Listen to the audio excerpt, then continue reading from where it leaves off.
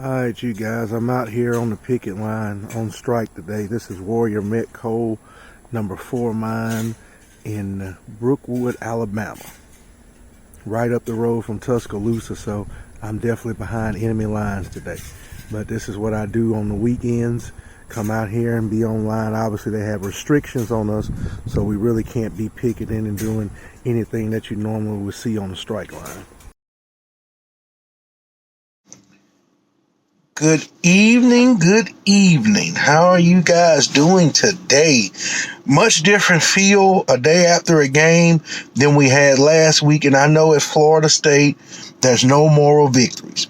But against Notre Dame, we actually looked like a Florida State team and lost, and I was the first one to come out, and I talked about how, even in the 90s, we lost some games, and we only had 2 undefeated seasons. Complete undefeated seasons. But at this point now, I'm starting to wonder, do a lot of people understand football? And like I said, like in the start of the video, I'm literally in the heart of Tuscaloosa. We're on strike, so I'm out here today on the strike line at Warrior Met number 4 mine. So right in Tuscaloosa County. But I asked a question because I've watched Nick Saban's press conference. I've watched twice Mike Norvell. I watched some of the players talk, Jermaine Johnson, a few other guys. And I'm starting to just see the comments and listen to people talk. One thing I will say is a lot of people get offended when folks speak their mind. Folks want the coach fired. Folks were happy about the playing good. And in America, we're still in America, you are entitled to your opinion. Just like I'm entitled, if I don't want to get the shot, I don't have to get the shot. You may disagree with that or agree with that, but I have that right. So if a person goes out and purchase tickets, buy merchandise, which I have a ton of memorabilia, I have a ton of Florida State merchandise, and I want to voice my opinion, I can. Now, obviously, I have a YouTube channel. It is not an Emmy-winning YouTube channel, but it's fun for me. I'm by myself. I do everything. I edit. I do everything. I do everything with video cameras and a cell phone. And I got a MacBook Pro. So at what point is the elephants in the room going to be addressed? We took as a team, this is my opinion. I'm not a representative of anybody. I'm representing myself, Andrew Joseph Bray II. So if you don't like my opinion, hell, people don't like and subscribe to the channel, not a big deal. I'm not going to stop because I really enjoy doing this. At what point now is the elephant in the rooms are going to be spoken of? And I'm going to go ahead on record and tell you, I truly thought we still have a chance to go 10-2. I thought we would be 10-2, 11-1 because of the effort we played with on Sunday. And I was at work and I told the guy, if we play like we played against Notre Dame and we beat Jacksonville State, we would be able to sustain that all season. And we're probably going to win at least 9, 10, 11 games, not counting the bowl game. Well, to me, this is the biggest week in the history of Florida State football. Wake Forest. We're going to Wake Forest. We're 0-2, 2 losses at Doak Campbell. First time we lost to an FCS team, which is a Division I AA. And this team, Jacksonville State, is not a Rudy Poo. They lost in the quarterfinals last year. They show up to play. But we're Florida State, and we should play better. I agree. So it's still in itself a shocker. I'm wearing a shirt today out here, and I'm going to show it to you. This is the Orange Bowl shirt. Our last big victory, really the last time Florida State won a big-time ball game outside of beating Boston College with Willie Taggart. And after Jimbo Fisher left, we played in the walk-on Independence Bowl. Looked good, but this is our last true big marquee victory on the big stage. Orange Bowl, beat Michigan, because that's what Florida State does.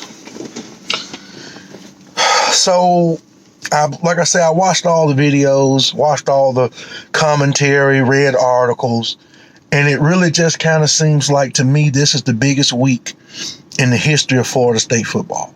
Because I've heard this stuff, really everything was said in the interviews, everything that was said by the players, the coaches, is really what Willie Taggart and his staff said. We got to correct it. We got to fix it. Issues. And I'm not going to just say that because Jacksonville State actually had more penalties and they had a penalty cost them a touchdown. But watching the game, I know everybody likes Zero Corbin. Don't want to mispronounce your name, but I'm a Ward guy, number 8. And I understand getting number 9 to carry because he's a future player. He'll probably, hopefully, pick up a little bit weight, more speed, a little bit more quickness going through this season, off season. Next year, he should definitely be a monster. He's got a great first step, but Ward has got to get more carries. Again, we went for it on 4th down. I have no problem with that. I like being aggressive. Play to win. I don't have a problem with that. But for whatever reason, it did not work Saturday. And right now, Florida State is in a place where if we come out, and this is everybody, this is alumni, this is booster, this is players, this is donors, this is fans, this is people that love the program, that live right down the street, that let people park in their house and charge money.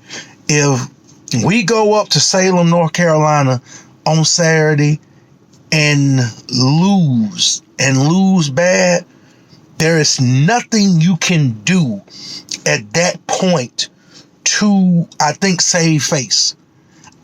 I don't think we're the type of team that can go 0-3 and turn it around and win 7 in a row, finish 9-3, 8-4, finish 9-3 and win a bowl game, because as we go through the schedule, it does get tougher. Like Jacksonville State was that game you needed because Wake Forest may not be an elite team, but they play discipline, they play sound, and they want to beat us. Florida State's not even Florida State, and Jacksonville State rushed the field and celebrated like they won the Super Bowl. It's because they beat Florida State, their FCS school. So the name means something, but does it mean something to us? Does it mean something to the players? So I'm not chastising. I'm not going to come out and be a guy that just bashes the team, bashes the players. But I will say that at this point now, I am going to say I was going to do a video about Willie Taggart and the double standard, but I did not. I thought Willie Taggart was bad. I thought he was a bad fit. I thought he made bad hires, and he was over his head. He had poor, what you want to say? What's the word? Poor choices, poor organizational skills. And ultimately, it led to him fired. Fans turned on him. Alumni turned on him. The boosters, the people that spend money didn't want him, and they had to make a change. And that was the difference between him and Scott Frost, is because of that aspect. But after watching the game Saturday night, if this guy can't get it together this year, I don't see how you can keep him. And I know people will say, well, he needs time, let's give him time. But you didn't give Willie Taggart time.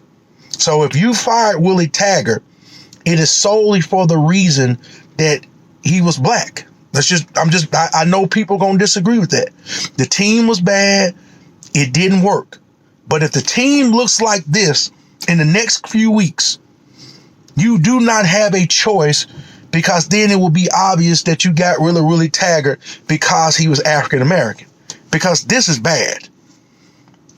So I'm not going to not say that.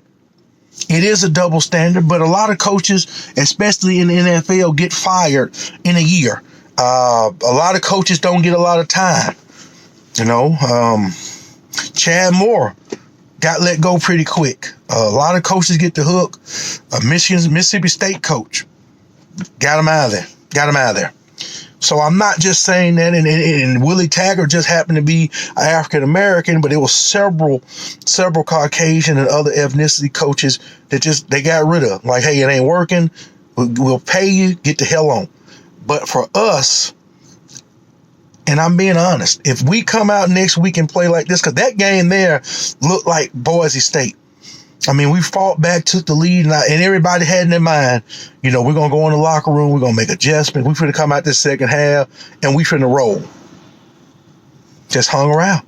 Can't score, make turnovers, let a team hang around like Boise State. Just let them hang around, keep on, and they ain't laying down.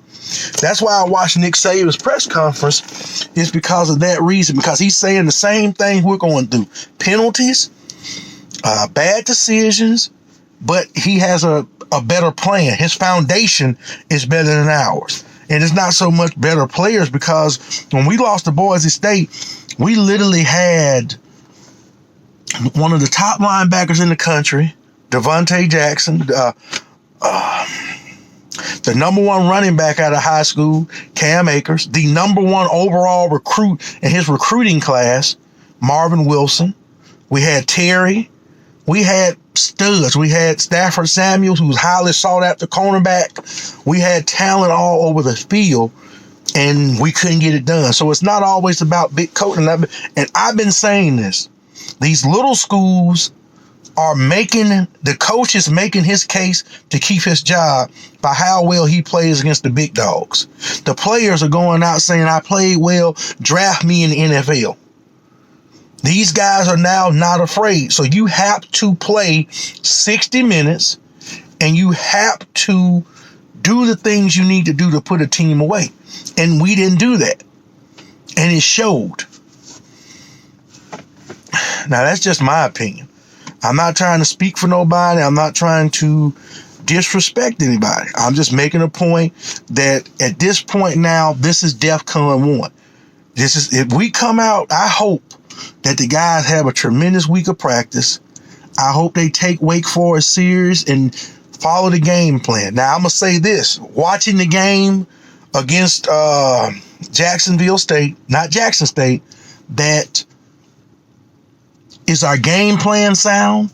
Are our coaches knowing what they're doing? Because a lot of calls, the not running the prevent defense.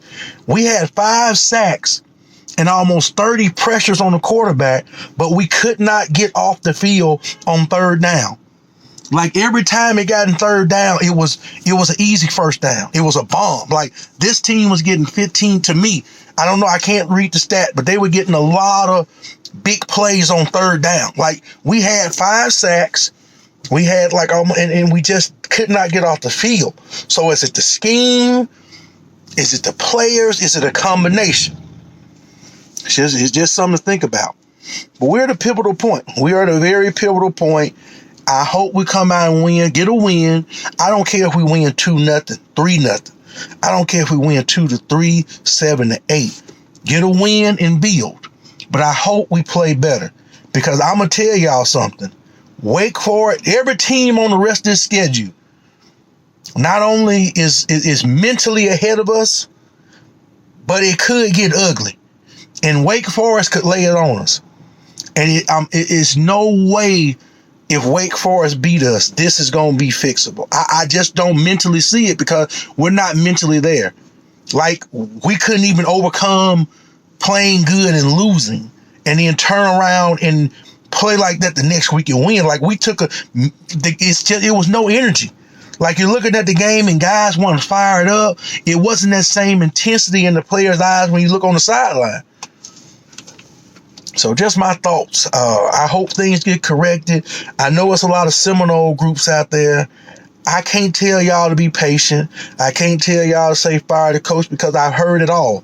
But at this point right now, I can say that Willie Taggart won Saturday. We're 0-2. And Deion Sanders is generating a lot of good publicity for Jackson State. Not Jacksonville State, Jackson State. But I can say this. If you know football, you know football. Regardless if you're a Hall of Famer or you rode the bench, football is the same. At the end, when the score hits 0-0, the team that has the most points win. Whether you're a defensive team or offensive team, you run the run and shoot, you run the spread, you run a nickel, dime, a 4-3, a 4-2, a 4-2-4. a 4-2-4-1, sorry, or, you know, a 4-3, whatever, 3-4, whatever you do, however you win, whether you win how the Baltimore Ravens, Tampa Bay Buccaneers done it, whether you win like New England, football is football. How you get there changes. So I'm very interested to see the makeup and the mindset of the guys Saturday, because I think we're at a point now where mentally we're just not there. That's why I watched Nick Saban's press conference, like I told y'all earlier, and he hit on pretty much every problem we have. Now, I agree, yeah, maybe he has more 4 or 5 star players, but he sees this. Coaches know this. That's why coaches tell you, you know, coaches see this stuff. If you keep letting these teams hang around, things will bite you.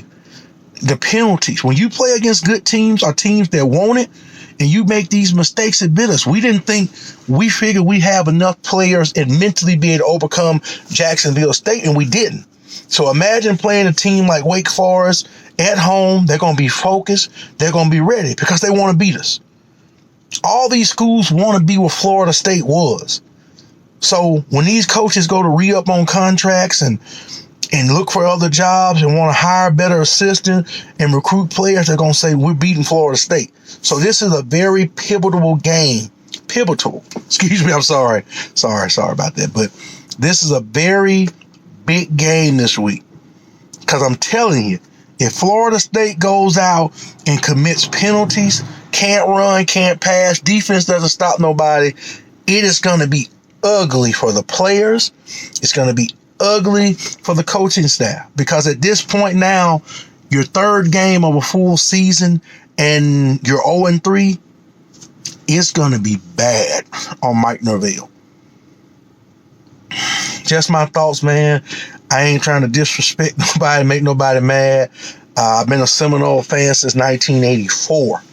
Obviously, like I say, I'm not at home today, so I've been in the car, and a lot of times I do shoot videos with my phone, and they come out good, and the quality is just fine. But I just wanted to mention that to people that either way, whether you believe he should have time or not, the pressure is going to be on.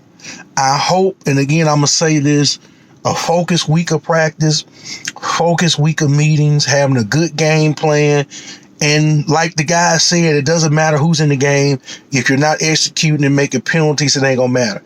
But I'm telling you, if they go out here and lose Saturday, I cannot see this team starting 0-3 and then turning it around and finishing 6-6 or, 7-5. I just don't see it. If they don't, I hope they play. I hope they focus. I hope that they take everything that these coaches told them, and I hope that they take it serious and they don't be fakes. I like Jermaine Johnson, and he spoke up as a leader, and he's gonna be a first-round draft pick, especially in a pass-happy league. You got to have defenders to get to him. But if they don't turn this around, it's going to get ugly. So I hope we get it together. I hope the fans stick together and allow people to make their comments. Allow people to, if they're mad, frustrate, but don't turn on. For I hate when I look at a comment and then you're mad because this person wants the coach fired, or you're mad because they want to keep the person. I just want to see the same energy that folks had when they wanted to get rid of Willie Taggart. I didn't like Willie Taggart. I believed in him at first, but he proved it time and time again, and the coaching staff did, that they didn't know what they had to do. So the school made a move. But it looks like this coaching staff is about the same. So I just want to see, especially next week, I'm be anxious to see next week, if they lose, how the atmosphere is and how people are going to be opinionated, because that matters to me. But it is a double standard, because people would have been ready to burn down Tallahassee if that was Willie Taggart the head coach. Let's just say that. Now, you can disagree, but let's disagree, agree to disagree. Let me have my opinion. Excuse me. And you have yours. So I'm anxious to see that. I'm anxious to see what happens going forward. I want us to win. I would like us to turn around and go 10-2. I would like to beat Miami, Florida, and Clemson and go to a major bowl game and improve, because we got a strong recruiting class. But it ain't gonna matter. It hasn't mattered. It's not like Florida State doesn't have talent, but somewhere between development, coaching, and the mental aspect, it's not translating. I mean, we had Marvin Wilson, the top player in the country, and if he would have went last year, he may have been a first-round draft pick. We got all these talented running backs, receivers, all these DBs that chose Florida State or school, but were obviously either they're not developing mentally, or they just were, somebody overrated them as recruits. I can't get mad at the kid for signing a scholarship, because if I had a chance, any one of y'all, if some Bobby bowed off your scholarship, you mean to tell me you wouldn't sign it? So either somewhere, something is a disconnect, because we got talent, we got heart. I just want to see it translate. And I'm very interested to see how this team plays, how they look on the sideline, how they handle the first time they get a penalty, how they handle the first time Wake Forest get a first down, the first time an offensive lineman hit one of our defensive guys in the mouth. Do they respond the right way? Because if they mentally check out, I'm telling you, Wake Forest will walk all over them. And if they do, it's not going to be good, because, the players don't really have to worry about it. They, obviously to me, I get the sense they just whatever. I just want to, and I have this personal question. Do the guys either respect the uniform and the helmet and the history, or are they just happy to go to a school that has a name? Because it seems like to me, when Florida State was at its peak and at its hype, and the height of college football, they would rather die than lose at home. Like, there's no way it would even be close with a Mickey Andrews defense. And I say this, and that's even with how Wake Forest smoked us in Xavier Lee's start for homecoming. And Wake Forest wore us out in the rain. There's no way Mickey Andrews does not run a three-man line and a prevent defense on that last play. There's just no way he does not do that. So I'm very anxious to see how we respond. I will be checking in on YouTube and social media, see how the conversation go in practice, hear how they've been practicing. And you're going to have, it's always a short week anyway, because you're only going to practice Monday, Tuesday, and Wednesday. By Thursday, you're done with contact, and then you're probably leaving Thursday or Friday to go to Wake Forest, check in the hotel, and then there's meeting and walkthrough. So I'm very anxious to see with these next 3 days how it turns out and how we do. I hope, in a sense, that it does get better and we make it better, but if not, it is what it is. So y'all have a good day, man. Like I said, I'm out here on the strike line. If you like what I talk about, like and subscribe. You don't, comment, I do this because I love it. I enjoy it. And a few years ago, I figured out I could have my own channel, and I really do. I do all this stuff by myself. I made my own title. I paid and bought my own theme song, and I enjoy doing this. And like I say, I love my Noles. But it is frustrating when you're a fan and you're used to just waking up and just smoking folks. And now you're getting smoked. You're getting embarrassing losses. You're struggling with a lesser opponent. Yeah, it is. But it's been like, we've been through this before. We've been through this before to 2008, 2007, we won 9 games. 2009, we won 6. And then from that point on, we was back to where we want to be, getting 9, 10 wins. We had a 12-win season, 14-win season, a 13-win season, and then 2 back-to-back 10-win seasons. So it's not like we're just that removed from being where we are now. But we had a coaching staff, and we had players that wanted to turn it around. And we believed. Everybody believed. And we ended up doing that and winning the national championship. So, like I say, before I go, I'm going to give you a little bit of what I'm looking at. And this is all I can do is look at this and just, appreciate the memory. So I'm going to let y'all hear this. And I'm not going to show you. You tell me what it is. I said, but I'm going to let y'all check this out and just hear where I'm at right now with this conversation. And Legit, just to get to this moment. I'm going to tell you something. I said this from day one at spring. These kids are special. This group never faltered. They wanted to be elite. They wanted to go to the top. And there is so much character in this group. I'd like to say a special thank to our assistant coaches for preparing these guys like they did all year. Our players I'm so happy for, and our fans. But these kids are special. Jim, but what kind of strength and resilience did it take from this team, especially tonight when they were tested? They were. And we shot ourselves in the foot. But that's what happens in big-time games. But I told our kids at the halftime, when we got that score before half, we're 2 plays out, we're right where you want to be. Things that are tough is what you remember. Then we got it down to 1-score game. And all we had to do is do 2-minute like we do every Thursday, and we work on those drills. And our kids believe, they stay true, they stay composure in the game. Jameis grew up unbelievably nice. I just want to say, tonight's probably the best football game he ever played because he struggled. I just want to say, 2013, that's what happens when you play. So I'm going to leave y'all with that. Y'all have a good day. Thank you.